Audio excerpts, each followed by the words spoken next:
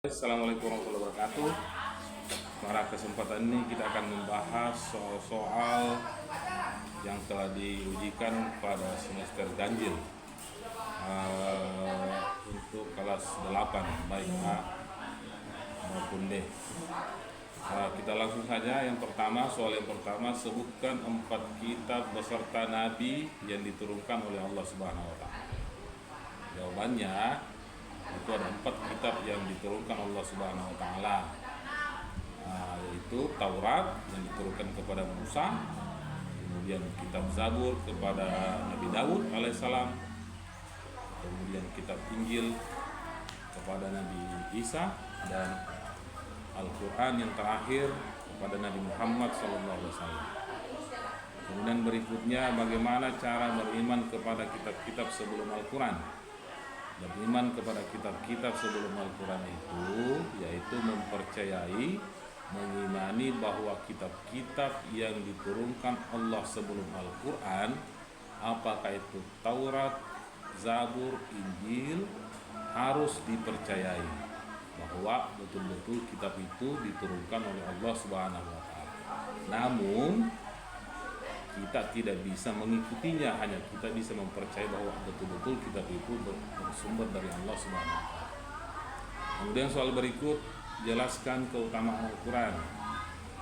Keutamaan Al-Quran tentunya sangat banyak, tetapi yang saya minta di sini 1 atau 2 saja yang disebutkan.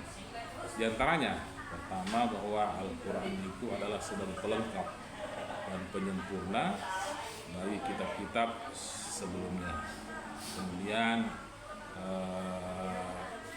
di antaranya lagi keutamanya sebagai penenang, sebagai penyejuk, bahkan sebagai obat bagi hati umat manusia.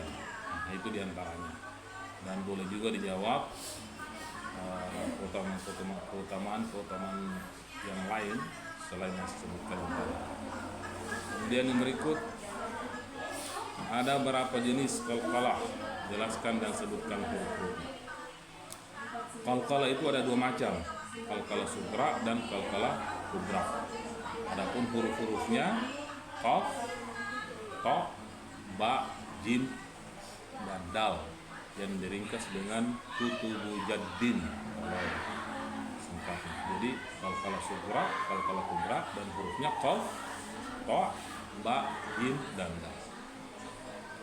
Tulislah 2 contoh ayat dalam Al-Quran yang masing-masing terdapat qalqalah sughra dan qalqalah kubra. Ini qalqalah sughra itu qalqalah ayat yang terdapat salah satu huruf qalqalah di dalamnya dan berharakat mati. Kalau qalqalah kubra itu ayat yang terdapat di dalamnya salah satu huruf qalqalah dari yang 5 tadi itu dan berharakat hidup dan biasanya berada di akhir kata. Contohnya kalau kalian sughra, kalau kubra contohnya qul huwallahu ahad. Itu ada huruf dal di akhir ayat.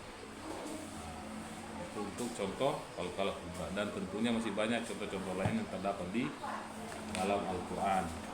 Kemudian untuk contoh-contoh qalqalah sughra itu huruf qalqalahnya berada di tengah dan berharakat mati. Contohnya washhad bi annana. Itu ada huruf dal berharakat mati, washhad berada di tengah dan berharakat mati. Dan banyak contoh yang lain terdapat di yang bisa disebutkan selain yang saya sebutkan di sini yang terdapat di dalam Al-Quran. Kemudian soal berikut, apa perbedaan sholat sunnah muakkad dan ghairu muakkad? Sholat sunnah muakkad itu sholat sunat yang sangat dianjurkan.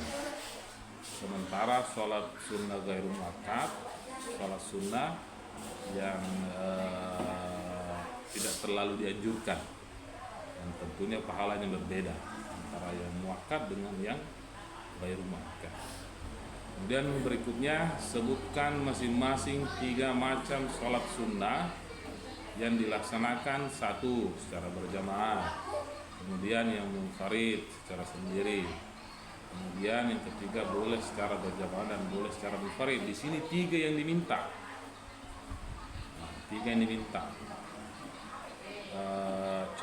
Sholat sunnah yang dilaksanakan secara berjamaah 3.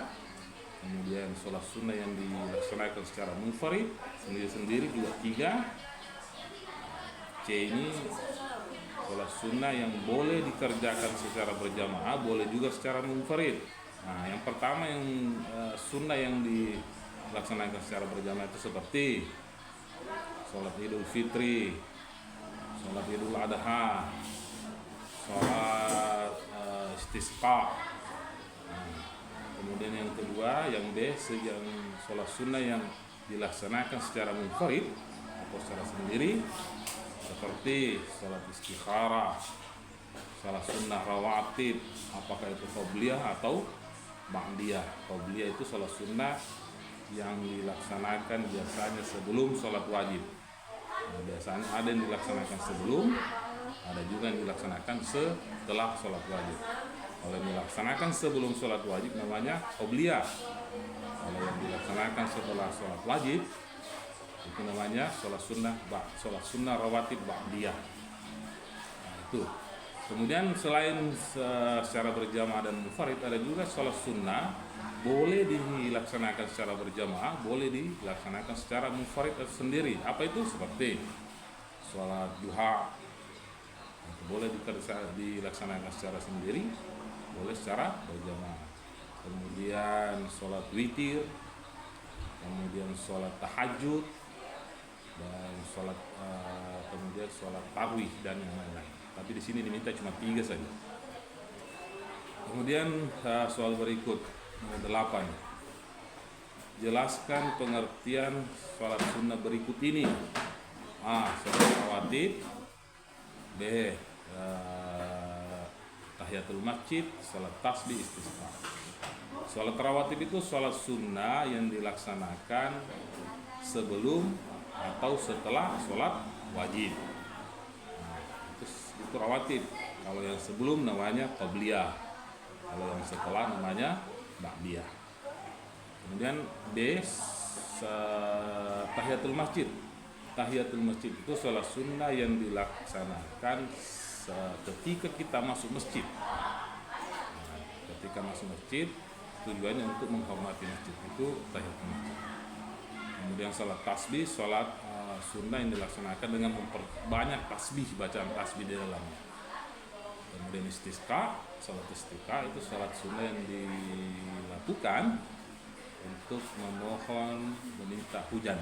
Istisqa. Kemudian soal berikut nomor 9, jelaskan pengertian dan tata cara pelaksanaan sujud berikut ini.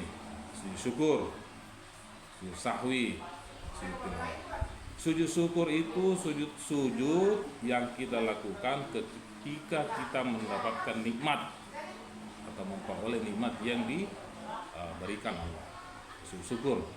Kalau sujud sahwi, sujud yang dilakukan oleh karena kita lupa melaksanakan salah satu rukun salat, seperti kita lupa jumlah rakaatnya atau lebih, atau ada rukun-rukunnya yang kita lupa ketika kita melaksanakan salat, maka kita harus sujud sahwi.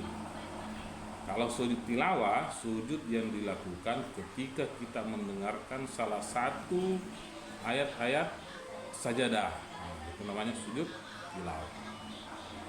Kemudian soal berikut, soal nomor 10 yang terakhir. Pemerintahan Bani Umayyah dibagi menjadi 2 periode. Sebutkan. Dan di sini 2 pertanyaannya. Kemudian sebutkan khalifah pertama Bani Umayyah. Jadi pemerintah Bani Umayyah itu dibagi menjadi 2 periode. Periode Damaskus dan periode Cordova. Kemudian khalifah pertama Bani Umayyah itu adalah Muawiyah bin Abi Sufyan.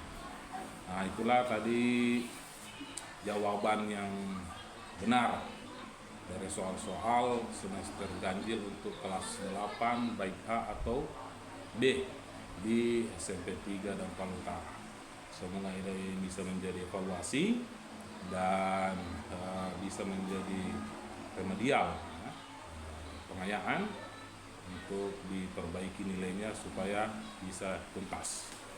Demikian, Assalamualaikum warahmatullahi